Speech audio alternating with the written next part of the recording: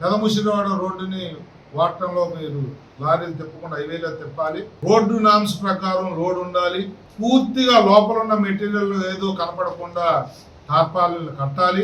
ఇలా కట్టని పక్షంలో సంబంధిత డిపార్ట్మెంట్లు యాక్షన్ తీసుకున్న పక్షంలో మేమే రోడ్డు మీదకి రావాల్సిన సందర్భం వస్తుంది. దయచేసి ఆ సందర్భాన్ని కలగజేయవద్దు అని చెప్పి కంపెనీలు కానీ కాంట్రాక్టర్లు కానీ కోరుతా ఉన్నాను. ఈ అంశాలన్నీ కూడా సీరియస్గా తీసుకోండి. సంవత్సర కాలం నుంచి ఇండస్ట్రీ బాగుండాలి, ఇండస్ట్రీ గ్రోత్ బాగుండాలి.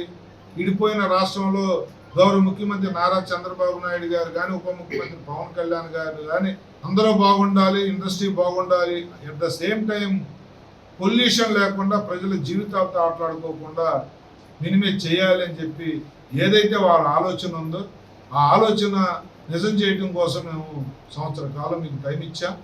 మీరెవ్వరూ కూడా 1% కూడా దాంట్లో మార్పు తీసుకురానందుకు చాలా బాధపడుతూ ఈరోజు మీకు చెప్తా ఉన్నాను.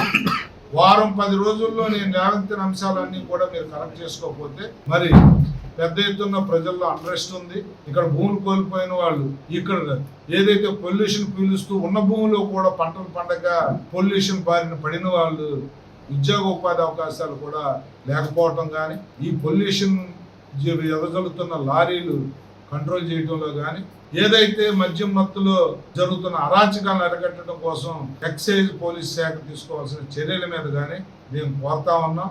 పెద్ద ఎత్తున మీరు కానీ తగు చర్యలు తీసుకోకపోతే మరి ప్రజల తరపున మేమే నిలబడాల్సి వస్తుందన్న విషయాన్ని మరొకసారి గుర్తు చేస్తూ తగు చర్యలు మీరు తీసుకుంటారని ఆశిస్తూ మీ అందరికీ కూడా ఈ మీడియా ద్వారా నా విజ్ఞప్తి. ఎందుకంటే ప్రజలు మీడియాకి ఎందుకు ఎక్కాడు అధికార పార్టీలో ఎమ్మెల్యే అని కూడా చాలామంది అనుకుంటూ ఉంటారు. ఎందుకంటే మేము చేసేది, మేము అఫీషియల్గా మీతో మాట్లాడింది, లెటర్లు రాసింది మీరు ఆనర్ చేయనప్పుడు ప్రజల్లో అంట్రెస్ట్ వస్తూ ఉంది. ఎమ్మెల్యే ఏం పట్టించుకోవట్లేదు, ఎమ్మెల్యేకి ఏం బాధ్యత లేదు, ఎమ్మెల్యే ఒక బాధ్యత రాహిత్యంగా వెళ్తున్నాడు అనే అపోహలు తొలగటం కోసం నేనేం చేస్తున్నానో చెప్పాల్సిన బాధ్యత నాకు ఉంది. కాబట్టి ఈరోజు నేను మీడియా ద్వారా మీ ముందుకు వస్తూ ఉన్నాను.